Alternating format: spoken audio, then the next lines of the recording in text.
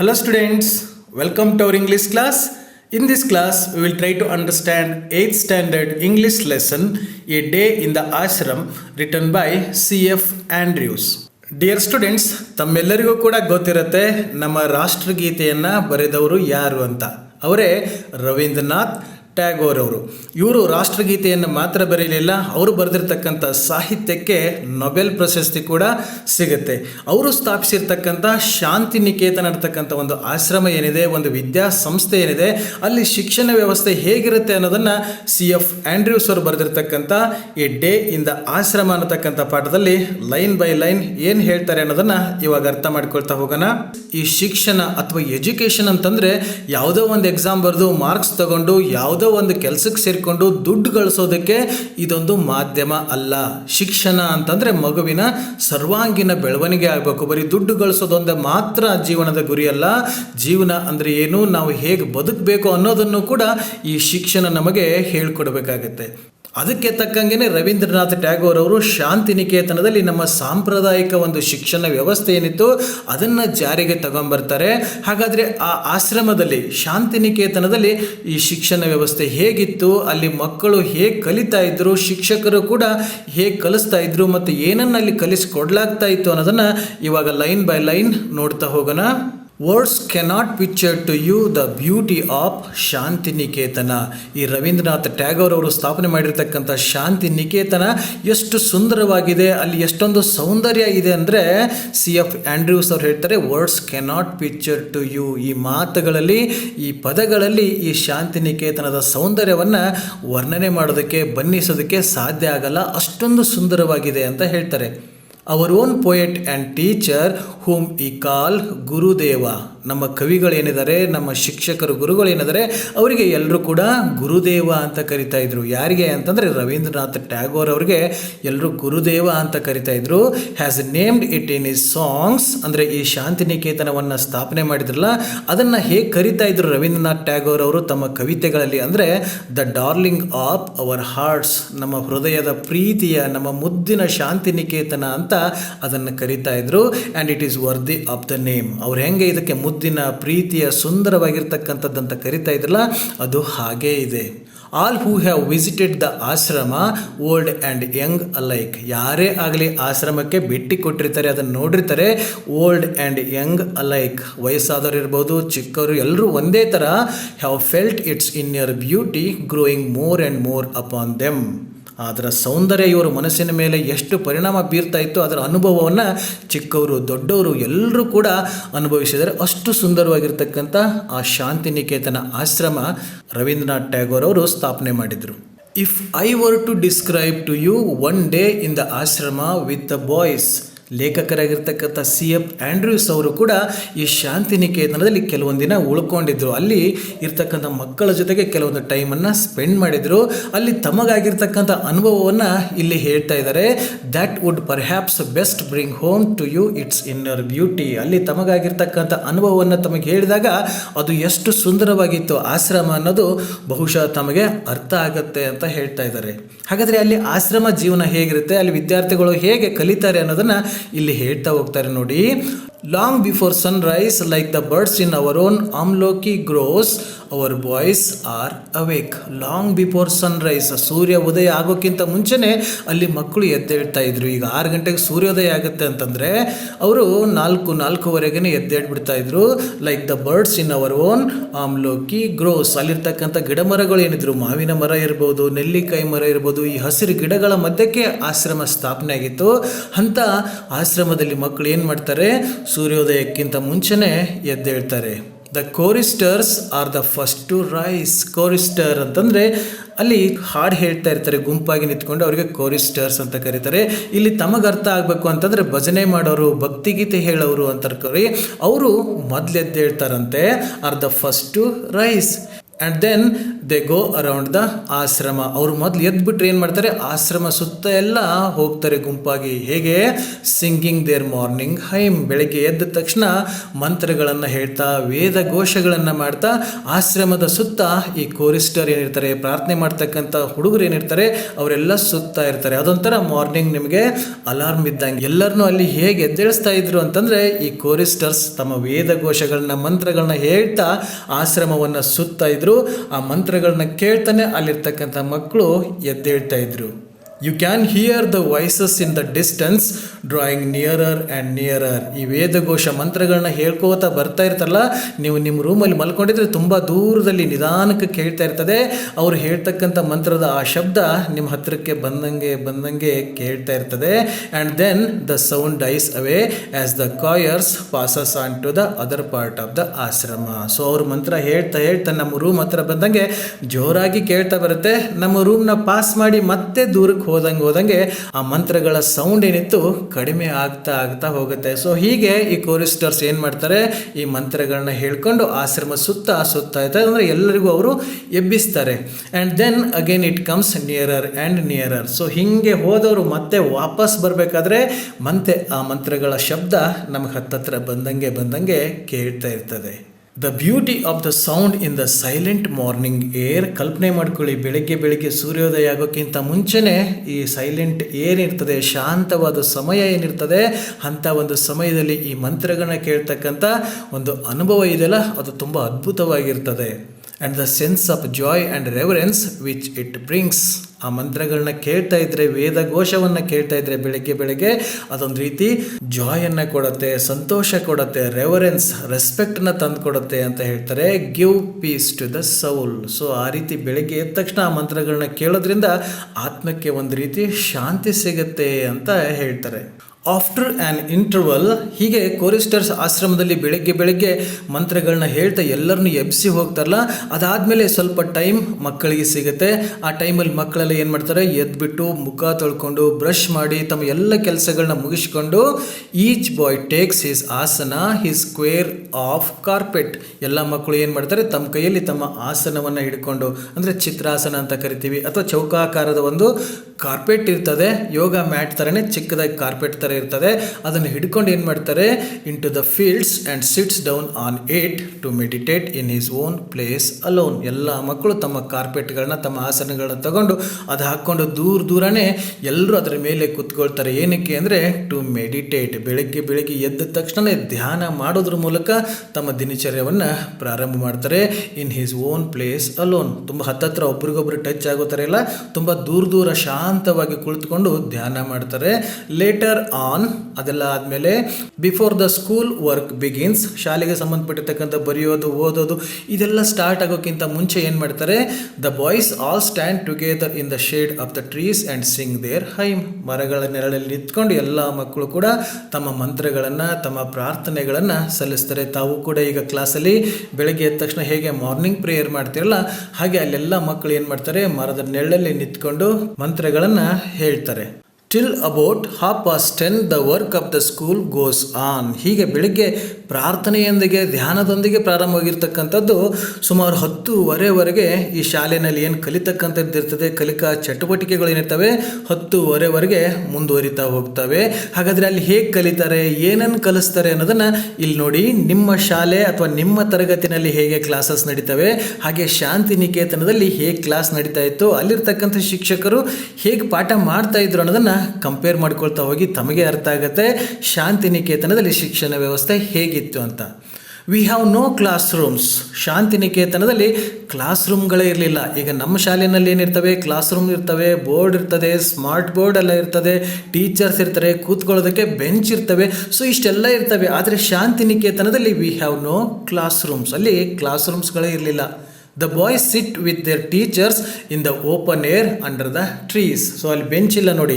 ಇಲ್ಲಿ ಏನು ಮಾಡ್ತಾಯಿದ್ರು, ಮಕ್ಕಳು ಸಿಟ್ ವಿತ್ ದೇರ್ ಟೀಚರ್ಸ್ ಜೊತೆ ಕೂತ್ಕೋತಾರೆ. ಎಲ್ಲಿ, ಬೆಂಚ್ ಮೇಲಲ್ಲ, in the open air under the trees. ಮರಗಳ ಕೆಳಗೆ ಮುಕ್ತವಾಗಿರ್ತಕ್ಕಂಥ ಗಾಳಿ ಬೆಳಕು ಎಲ್ಲ ಬರ್ತಾ ಇರ್ತದೆ, ಅಂಥದ್ರಲ್ಲಿ ಕೂತ್ಕೊಂಡು ಮಕ್ಕಳು ಕಲಿತಾರೆ.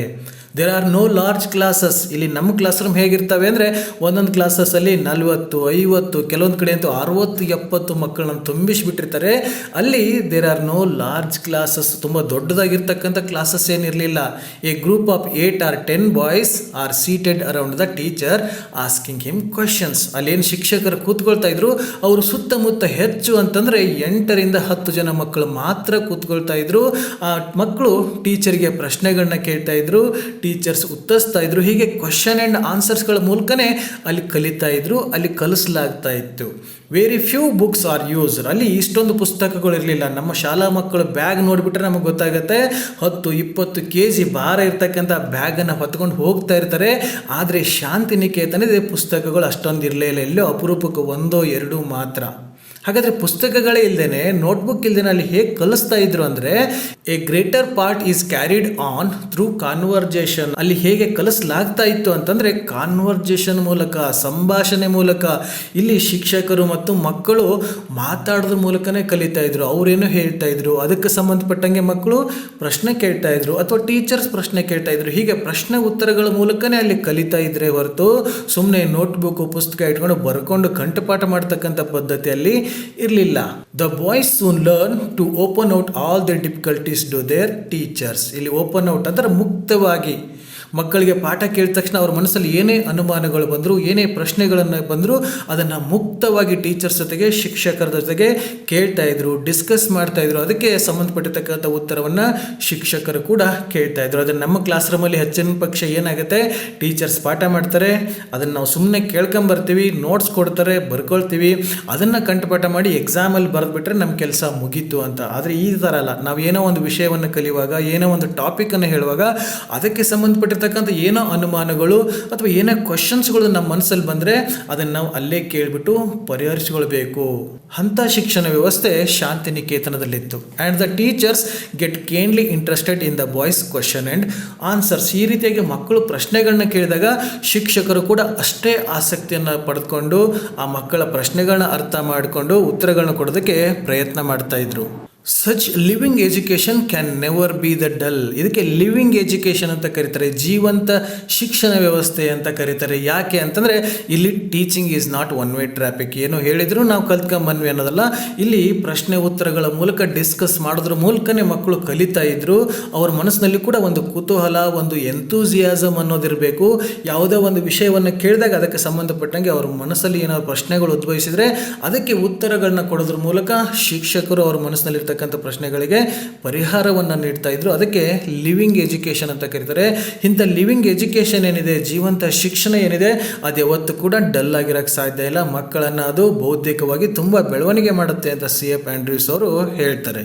When the morning work is over. ಇಲ್ಲಿ ಮಾರ್ನಿಂಗ್ ವರ್ಕ್ ಅಂದರೆ ಮಕ್ಕಳು ಬೆಳಗ್ಗೆ ಎದ್ದಾಗ ಧ್ಯಾನ ಮತ್ತು ಪ್ರಾರ್ಥನೆಯಿಂದ ಆರಂಭ ಮಾಡಿ ಶಿಕ್ಷಕರ ಜೊತೆಗೆ ಮರದ ಕೇಳಕ್ಕೆ ಕೂತ್ಕೊಂಡು ಏನು ಕಲಿತಾ ಇದ್ರು, ಇದೆಲ್ಲ 10-10:30ವರೆಗೆ ನಡೀತಾ ಇತ್ತು.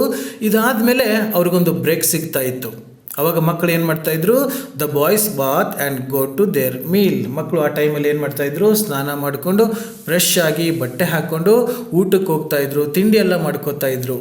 About 2 o'clock in the afternoon the classes begin again. So ಮಧ್ಯಾಹ್ನ 2 ಗಂಟೆವರೆಗೆ ಮಕ್ಕಳಿಗೆ ಮತ್ತೆ ರೆಸ್ಟ್ ಇರ್ತಾ ಇತ್ತು. ಅದಾದಮೇಲೆ 2 ಗಂಟೆಯಿಂದ ಮತ್ತೆ ಕ್ಲಾಸಸ್ಗಳು ಸ್ಟಾರ್ಟ್ ಆಗ್ತಾ ಇತ್ತು. But at this time the work is chiefly with the hands as well as with the mind. But ಮಧ್ಯಾಹ್ನ ಆದಮೇಲೆ ಪುಸ್ತಕಗಳನ್ನ ಹಿಡ್ಕೊಂಡು ಅಲ್ಲಿ ಏನೂ ಕಲಿಸ್ತಾ ಇರಲಿಲ್ಲ. ಇಲ್ಲಿ ಮುಖ್ಯವಾಗಿ hands as well as with mind, ಇಲ್ಲಿ ಕೈಗಳಿಂದ ಮನಸ್ಸಿನಿಂದ ಕಲಿತಕ್ಕಂಥದ್ದು ತುಂಬ ಇತ್ತು. ಹಾಗಾದರೆ ಏನೇನು ಹೇಳ್ಕೊಡ್ತಾ ಇದ್ರು ನೋಡಿ. Handy work is practised. ಈ ಕೈಯಿಂದ ಮಾಡ್ತಕ್ಕಂಥ ಕರಕುಶಲ ಕೆಲಸಗಳು ಏನಿತ್ತಲ್ಲ, ಈ ಕೆತ್ತನೆ ಕೆಲಸ ಇರ್ಬೋದು, ಅಂಥದ್ದನ್ನೆಲ್ಲ ಹೇಳಿಕೊಡ್ತಾ ಇದ್ರು. And the boys own natural taste are very soon discovered. So ಮಕ್ಕಳಿಗೆ ಅವ್ರದ್ದಾಗಿರ್ತಕ್ಕಂಥ ಒಂದು ಟೇಸ್ಟ್ ಇರ್ತದೆ, ಏನೋ ಒಂದು ಅಭಿರುಚಿ ಇರ್ತದೆ. ಅದನ್ನು ಗುರುತಿಸಿಕೊಂಡು ಅವ್ರಿಗೆ ಏನು ಇಷ್ಟ ಇದೆ, ಯಾವುದರಲ್ಲಿ ಅವ್ರಿಗೆ ಇಂಟ್ರೆಸ್ಟ್ ಇದೆ, ಅದನ್ನು ಅಲ್ಲಿ ಹೇಳಿಕೊಡ್ತಾ ಇದ್ರು. ನಾವು ಹೇಳಿದ್ದನ್ನೇ ನೀವು ಕಲಿಬೇಕು ಅನ್ನತಕ್ಕಂಥದ್ದು ಇರಲಿಲ್ಲ. ಮಕ್ಕಳಿಗೆ ಯಾವ ಫೀಲ್ಡಲ್ಲಿ ಇಂಟ್ರೆಸ್ಟ್ ಇರ್ತಾಯಿತ್ತು ಅದನ್ನು ಮೊದಲು ಗುರುತಿಸಿ ಅದನ್ನು ಮಕ್ಕಳಿಗೆ ಹೇಳಿಕೊಡ್ತಾ ಇದ್ರು. Some prefer carpentry. ನೋಡಿ, ಅಲ್ಲಿರ್ತಕ್ಕಂಥ ಕೆಲವೊಂದು ಮಕ್ಕಳು ಕಾರ್ಪೆಂಟ್ರಿ ಕಲಿತಾ ಇದ್ರು, ಮರದ ಜೊತೆಗೆ ಏನು ಕೆತ್ತೋ ಕೆಲಸ ಇರ್ತದೆ ಇಂಥದ್ದನ್ನೆಲ್ಲ ಕಲಿತಾ ಇದ್ರು. Others prefer mechanical work. ಇನ್ನು ಕೆಲವು ಮಕ್ಕಳು ಈ ಯಂತ್ರೋಪಕರಣಗಳ ಬಗ್ಗೆ ಕಲಿಯೋದಕ್ಕೆ ಇಷ್ಟಪಡ್ತಾ ಇದ್ರು. ಅವ್ರು ಯಾವುದನ್ನು ಇಷ್ಟಪಡ್ತಾ ಇದ್ರು, ಯಾವುದರಲ್ಲಿ ಇಂಟ್ರೆಸ್ಟ್ ಇರ್ತಾ ಇತ್ತು ಅದನ್ನು ಹೇಳಿಕೊಡ್ತಾ ಇದ್ರು. Others enjoy spinning and weaving. ಕೆಲವೊಂದು ಮಕ್ಕಳಿಗೆ ಈ ಸ್ಪಿನ್ನಿಂಗ್ ಆ್ಯಂಡ್ ವೀವಿಂಗ್, ಈ ಹೆಣೆಯೋದು ಮತ್ತು ಈ ಬಟ್ಟೆಗಳ ಜೊತೆಗೆ ಏನು ಡಿಸೈನ್ ಎಲ್ಲ ಮಾಡ್ತಾರೆ ಇಂಥದ್ರಲ್ಲಿ ಇಂಟ್ರೆಸ್ಟ್ ಇತ್ತು, ಅದನ್ನು ಕೂಡ ಅಲ್ಲಿ ಹೇಳಿಕೊಡ್ತಾ ಇದ್ರು. Others became skilled draft men R painters, others R musicians. ನೋಡಿ, ಕೆಲವೊಂದು ಮಕ್ಕಳು ಈ ಡ್ರಾಫ್ಟ್ ಮೆನ್ ಡಿಸೈನ್ ಮಾಡೋದ್ರಲ್ಲಿ ಇಂಟ್ರೆಸ್ಟ್ ತೋರಿಸ್ತಾ ಇದ್ರು. ಇನ್ನು ಕೆಲವೊಬ್ರು ಪೇಂಟರ್ಸ್, ಬಣ್ಣ ಮಾಡೋದು, ಚಿತ್ರ ಬರೆಯೋದು ಅದನ್ನೆಲ್ಲ ಕಲಿತಾ ಇದ್ರು. Others R musicians. ಕೆಲವೊಂದು ಮಕ್ಕಳಿಗೆ ಸಂಗೀತದಲ್ಲಿ ಇಷ್ಟ ಇತ್ತು ಅಂದರೆ ಅವರಿಗೆ ಸಂಗೀತವನ್ನು ಹೇಳಿಕೊಡ್ಲಾಗ್ತಾ ಇತ್ತು. ಬಟ್ ನಮ್ಮ ಶಾಲಾ ಕಾಲೇಜುಗಳಲ್ಲಿ ಏನಾಗುತ್ತೆ, ಅವರು ಏನು ಹೇಳಿಕೊಡ್ತಾರೆ ಅದನ್ನು ಮಾತ್ರ ನಾವು ಕಲಿಬೇಕೇ ಹೊರತು ನಮಗಿಷ್ಟ ಇದ್ದಿದ್ದನ್ನೆಲ್ಲ ಅಲ್ಲಿ ಕಲಿಸ್ತಕ್ಕಂಥ ವ್ಯವಸ್ಥೆ ಎಲ್ಲ ಶಾಲೆಗಳಲ್ಲೂ ಕೂಡ ಇವಾಗಿರಲ್ಲ. ಎಲ್ಲೋ ಕೆಲವೊಂದು ಕಡೆ ಮಾತ್ರ ಇರ್ಬೋದು. ಬಟ್ ಶಾಂತಿನಿಕೇತನದಲ್ಲಿ ಮಧ್ಯಾಹ್ನ ಆದಮೇಲೆ ಏನು ಕ್ಲಾಸಸ್ ನಡೀತಾ ಇತ್ತು, ಮಕ್ಕಳು ಯಾವ ಫೀಲ್ಡಲ್ಲಿ ಇಂಟ್ರೆಸ್ಟೆಡ್ ಇದ್ದಾರೆ ಅದನ್ನು ಅವರಿಗೆ ಹೇಳಿಕೊಡ್ತಾ ಇತ್ತು. ಅವರ ಅಭಿರುಚಿಗೆ ತಕ್ಕಂಗೆ ಅವರಿಗೆ ಕಲಿಕೆಗೆ ಅನುಕೂಲ ಮಾಡಿಕೊಡ್ಲಾಗ್ತಾ ಇತ್ತು ಶಾಂತಿನಿಕೇತನದಲ್ಲಿ. There is very little book work in the afternoon. ಆಗಲೇ ಹೇಳಿದಂಗೆ ಮಧ್ಯಾಹ್ನ 2 ಗಂಟೆಯಿಂದ ಏನು ಕ್ಲಾಸಸ್ಗಳು ಸ್ಟಾರ್ಟ್ ಆಗ್ತಾ ಇತ್ತು, ಅಲ್ಲಿ ಪುಸ್ತಕ ನೋಟ್ಬುಕ್ಗಳನ್ನ ಇಟ್ಕೊಂಡು ಕಲಿತಕ್ಕಂಥದ್ದು ಏನೂ ಇರಲಿಲ್ಲ. ಜಾಸ್ತಿ ಹ್ಯಾಂಡಿ ವರ್ಕ್ ಇರ್ತಾ ಇತ್ತು. ಸೊ ಅದನ್ನೆಲ್ಲ ಹೇಳ್ಕೊಡೋದ್ರಿಂದ ಇಲ್ಲಿ ಪುಸ್ತಕಗಳು ಜಾಸ್ತಿ ಯೂಸ್ ಮಾಡ್ತಾ ಇರಲಿಲ್ಲ. School is over at about 4 o'clock. So 2 ಗಂಟೆಯಿಂದ 4 ಗಂಟೆವರೆಗೆ ಇದೆಲ್ಲ ಹೇಳ್ಕೊಡ್ಲಾಗ್ತಾ ಇತ್ತು. ಆ್ಯಂಡ್ ದೆನ್ ಅದಾದಮೇಲೆ ಏನು ಮಾಡ್ತಾ ಇದ್ರು, there is a rush to get first into the great open fields for football. 4 ಗಂಟೆಗೆ ಬಿಟ್ಟಾದ ತಕ್ಷಣ ಎಲ್ಲ ಮಕ್ಕಳು ಕೂಡ ಈ ಪ್ಲೇ ಗ್ರೌಂಡ್ ಏನಿರ್ತಾ ಇತ್ತು, ಓಪನ್ ಏರಿಯಾ ಏನಿರ್ತಾಯಿತ್ತು, ಅಲ್ಲಿ ಫುಟ್ಬಾಲ್ ಆಡೋದಕ್ಕೆ ಎಲ್ಲ ಮಕ್ಕಳು ಕೂಡ ಓಡಿ ಹೋಗ್ತಾ ಇದ್ರು. ಈ ಪಾಠಗಳನ್ನೆಲ್ಲ ಮಾಡೋದ್ರ ಜೊತೆಗೆ ಮಕ್ಕಳಿಗೆ ಕ್ರೀಡಾ ಆಸಕ್ತಿ ಏನಿತ್ತು, ಆಟೋಟಗಳಲ್ಲಿ ಏನು ಪಾರ್ಟಿಸಿಪೇಟ್ ಮಾಡ್ತಾ ಇದ್ರು, ಅವರೆಲ್ಲರೂ ಕೂಡ 4 ಗಂಟೆ ಆದಮೇಲೆ ಫೀಲ್ಡ್ಗೆ ಹೋಗಿ ಆಟ ಆಡೋದ್ರಲ್ಲಿ ಮಗ್ನ ಆಗಿಬಿಡ್ತಾ ಇದ್ರು. ಅವರ Shantiniketan boys are famous everywhere for their sports and games. ಶಾಂತಿನಿಕೇತನದ ಮಕ್ಕಳು ಬರೀ ಮಂತ್ರಗಳನ್ನ ಹೇಳೋದು, ಬರೀ ಹ್ಯಾಂಡಿ ವರ್ಕ್ಗಳನ್ನ ಮಾಡೋದು, ಸಿಂಗಿಂಗ್, ಪೇಂಟಿಂಗ್ ಮಾತ್ರ ಮಾಡೋದ್ರಲ್ಲಿ ಇರಲಿಲ್ಲ. ಈ ಸ್ಪೋರ್ಟ್ಸಲ್ಲೂ ಕೂಡ ಅದ್ಭುತವಾಗಿರ್ತಕ್ಕಂಥ ಸಾಧನೆಯನ್ನು ಮಾಡ್ತಾ ಇದ್ರು. ಮೊದಲೇ ಹೇಳ್ದಂಗೆ ಯಾವ್ರಿಗೆ ಯಾವುದ್ರಲ್ಲಿ ಇಂಟ್ರೆಸ್ಟ್ ಇತ್ತಲ್ಲ ಅದನ್ನು ಜಾಸ್ತಿ ಅಲ್ಲಿ ಹೇಳ್ಕೊಡ್ಲಾಗ್ತಾ ಇತ್ತು.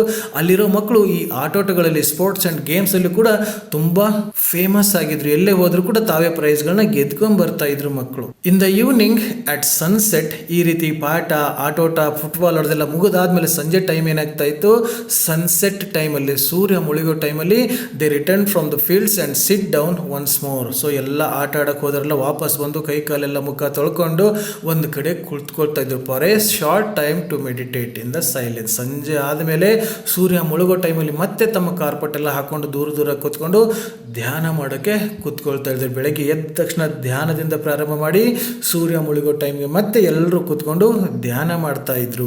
As night comes fairy tiles are told. ಸಂಜೆ ಆಟ ಆಡ್ಕೊಂಡು ಬಂದು ಎಲ್ಲರೂ ಕೂತ್ಕೊಂಡು ಧ್ಯಾನ ಮಾಡಿ ಆದಮೇಲೆ ಎಲ್ಲರೂ ಕೂಡ ಗುಂಪಾಗಿ ಕೂತ್ಕೊಂಡ್ಬಿಟ್ಟು ಮಕ್ಕಳಿಗೆ ಫೇರಿ ಟೇಲ್ಸ್ಗಳನ್ನ ಹೇಳ್ತಾ ಇದ್ರು. ಮಕ್ಕಳ ಕಥೆಗಳನ್ನ ಹೇಳ್ತಾ ಇದ್ರು. ಪಂಚತಂತ್ರ ಕಥೆಗಳಿರ್ಬೋದು, ಕಾಲ್ಪನಿಕ ಕಥೆಗಳಿರ್ಬೋದು, ನೀತಿ ಕಥೆಗಳಿರ್ಬೋದು, ಆ ರೀತಿಯಾಗಿರ್ತಕ್ಕಂಥ ಕಥೆಗಳನ್ನ ಮಕ್ಕಳು ಹೇಳ್ತಾ ಇದ್ರು. ಶಾರ್ಟ್ ಡ್ರಾಮಾಸ್ ಆರ್ ರಿಸೈಟೆಡ್, ಅಂದರೆ ಚಿಕ್ಕ ಚಿಕ್ಕ ನಾಟಕಗಳನ್ನೆಲ್ಲ ಅಭಿನಯಿಸ್ತಾ ಇದ್ರು ಮಕ್ಕಳಿಗೆ. ಅವರ ಗುರುದೇವ ಸಾಂಗ್ಸ್ ಆರ್ ಸಂಗ್. ಈ ರವೀಂದ್ರನಾಥ್ ಟ್ಯಾಗೋರ್ ಅವ್ರು ಬರೆದಿರ್ತಕ್ಕಂಥ ಹಾಡುಗಳನ್ನ ಕೂಡ ಹಾಡಲಾಗ್ತಾ ಇತ್ತು. ಸಂಜೆ ಟೈಮನ್ನು ಅವ್ರು ಹೆಂಗೆ ಸ್ಪೆಂಡ್ ಮಾಡ್ತಾ ಇದ್ರು ನೋಡಿ, ಕಥೆಗಳನ್ನ ಹೇಳ್ತಾ ಇದ್ರು, ಚಿಕ್ಕ ಪುಟ್ಟ ನಾಟಕಗಳನ್ನ ಮಾಡ್ತಾ ಇದ್ರು. ಗುರುದೇವ ಬರೆದಿರ್ತಕ್ಕಂಥ, ರವೀಂದ್ರನಾಥ್ ಟ್ಯಾಗೋರ್ ಅವ್ರು ಬರೆದಿರ್ತಕ್ಕಂಥ ಹಾಡುಗಳನ್ನು ಹಾಡ್ತಾ ಇದ್ರು. And different school gatherings are held. School gatherings ಅಂದರೆ ಶಾಲೆಗೆ ಸಂಬಂಧಪಟ್ಟಿರ್ತಕ್ಕಂಥ ಚಿಕ್ಕ ಪುಟ್ಟ ಫಂಕ್ಷನ್ಗಳು ಏನಾದ್ರು ಇದ್ದರೆ ಸಂಜೆ ಟೈಮಲ್ಲಿ ಅವನ್ನ ನಡೆಸ್ತಾ ಇದ್ರು. By 9 o'clock all are glad to retire to rest. ಹೀಗೆ ಸಂಜೆ ಆಟ ಆಡಿ ಬಂದು ಕೂತ್ಕೊಂಡು ಕತೆ ಕೇಳಿ, ನಾಟಕ ನೋಡಿ, ಹಾಡುಗಳನ್ನೆಲ್ಲ ಹೇಳಿ, ಊಟ ಎಲ್ಲ ಆದಮೇಲೆ 9 ಗಂಟೆಗೆ ಮಕ್ಕಳಿಗೆ ಮಲ್ಕೋದಕ್ಕೆ ಟೈಮ್ ಸಿಗ್ತಾಯಿತ್ತು, ರೆಸ್ಟ್ ಮಾಡೋದಕ್ಕೆ ಬಿಡ್ತಾಯಿದ್ರು. And again the choristers go around the ashram singing their last evening hymn. ಬೆಳಗ್ಗೆ ಎದ್ದ ತಕ್ಷಣ ಈ ಕೋರಿಸ್ಟರ್ಸ್ ಏನು ಮಂತ್ರಗಳನ್ನ ವೇದಘೋಷ ಮಾಡ್ತಾ ಮಾಡ್ತಾ ಎಲ್ಲರೂ ಎಬ್ಬಿಸ್ತಾ ಇದ್ರು. ಹಾಗೆ 9 ಗಂಟೆ ಆದಮೇಲೆ ಮತ್ತೆ ಅವರು ಸಂಜೆ ಎಲ್ಲ ಆಶ್ರಮನ ಸುತ್ತಾಕೊಂಡು ಮಂತ್ರಗಳನ್ನ ಹೇಳೋಗ್ತಾ ಇದ್ರು. ಅಂದರೆ ಇದು ಮಲಗೋ ಟೈಮ್ ಎಲ್ಲರೂ ಶಾಂತವಾಗಿ ಮಲಿಕ್ಕೊಳ್ಳಿ ಅಂತ ಹೇಳಿದಂಗೆ. ಹೀಗೆ ಅವರು ಸಂಜೆ ಟೈಮ್ ಕೂಡ ಮಂತ್ರಗಳನ್ನ ಹೇಳ್ತಾನೆ ಅವತ್ತಿನ ದಿನ ಮುಗಿದು ಹೋಗ್ತಾ ಇತ್ತು. There can be no question as to the happiness of the life of our boys. So ಆಶ್ರಮದಲ್ಲಿರ್ತಕ್ಕಂಥ ಮಕ್ಕಳಿಗೆ ಇಂಥ ಶಿಕ್ಷಣ ಪದ್ಧತಿ ಏನಿದೆ ಅದು ಒಂದು ಪನಿಷ್ಮೆಂಟ್ ಆಗಿರಲಿಲ್ಲ. ಶಿಕ್ಷಣ ಅಂದರೆ ಒಂದು ಪನಿಷ್ಮೆಂಟ್ ಆಗಬಾರ್ದು. ಮಕ್ಕಳು ಅದನ್ನು ಖುಷಿಯಿಂದ ಸಂತೋಷದಿಂದನೇ ಕಲಿತಕ್ಕಂಥ ವಾತಾವರಣ ಶಾಂತಿನಿಕೇತನದಲ್ಲಿತ್ತು. ಈ ರೀತಿ ಮಕ್ಕಳು ಸಂತೋಷದಿಂದನೇ ಎಲ್ಲವನ್ನ ಕಲಿತಾ ಇದ್ರು.